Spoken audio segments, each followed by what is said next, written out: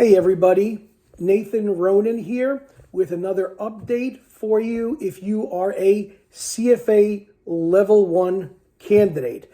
Now I'm actually going to do a similar recording for Level 2 and Level 3, but this one is targeted to Level 1 candidates who are taking the Level 1 exam, whether it be in February, May, August, or November. The question of the day, hey Nathan, I took the Level 1 exam, or Nathan, I've taken the Level 1 exam twice, 3 times. And I got to tell you, I'm doing all of the questions in the Qbank. I'm doing all of the questions from prep providers. I did a lot of questions, in the chapter questions, the blue box, gray box questions. But I didn't pass my exam, and I don't understand why. And what really troubles me is that a lot of the questions on the exam, or even most of the exam, don't resemble the questions that I was practicing with. Can you shed some light? Well, if this has been your issue, you might want to listen to this till the end because hopefully it'll help you out.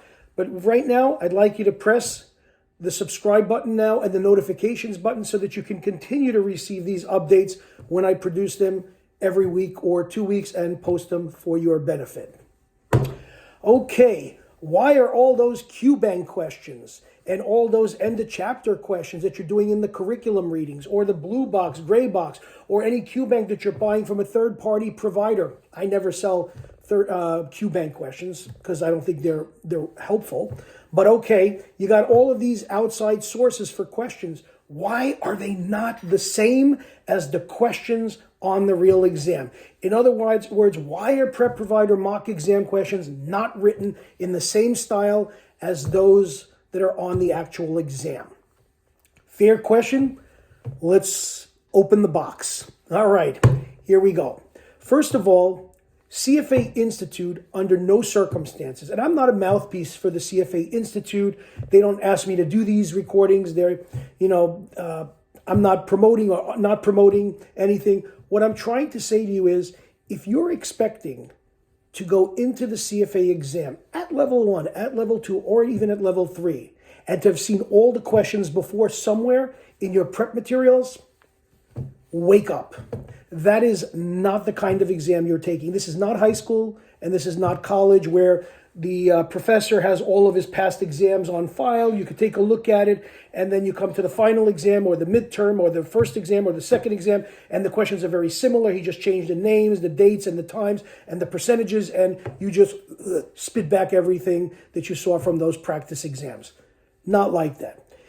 First of all, what you need to understand is that the Qbank questions, the end of chapter questions, the blue box, gray box questions that you see in the reading modules, they're all written in a format that is more instructional.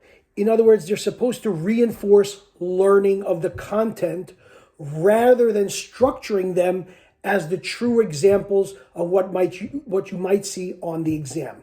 What I just said is very important. And if you didn't catch it the first time, rewind and listen again, because that's the key.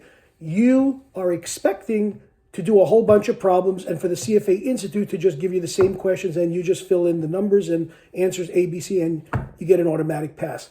Look at the pass rates. At Level 1, 35% to 45%, in that range usually.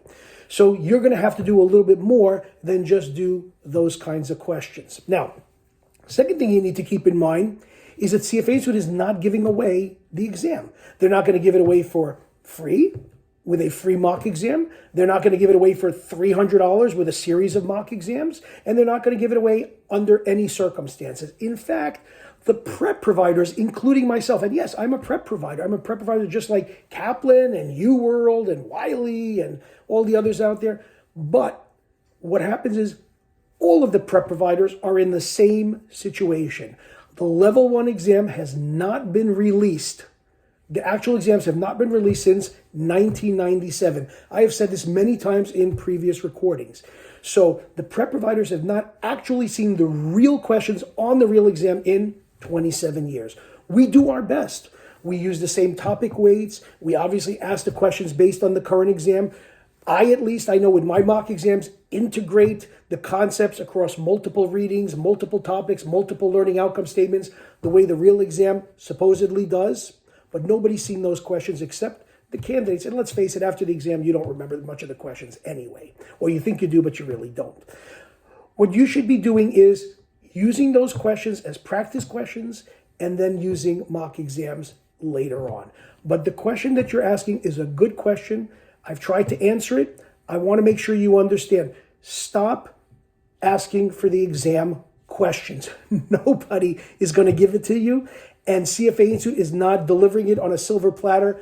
You need to understand the material, the content, the curriculum in a holistic manner. You need to see how all the parts fit together and not compartmentalized, as many of those questions are. If you look at Qbank questions, many times they are just about a specific part of a specific reading, or end of chapter questions are just about what you read to see if you understood the content. They are not to be interpreted, and you should not extrapolate that if you get most of them right, you're obviously going to get the exam questions on the real exam right, because the real exam questions are going to be very different, and they're going to integrate concepts, as I said, readings and learning outcome statements.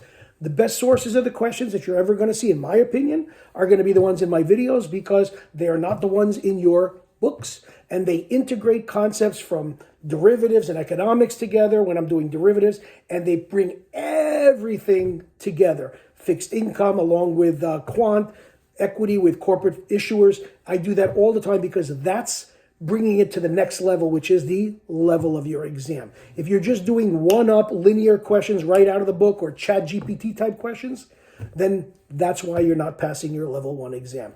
So that's what I wanted to say about why prep providers and even the CFA Institute's questions are sometimes have no resemblance to what you see on exam day.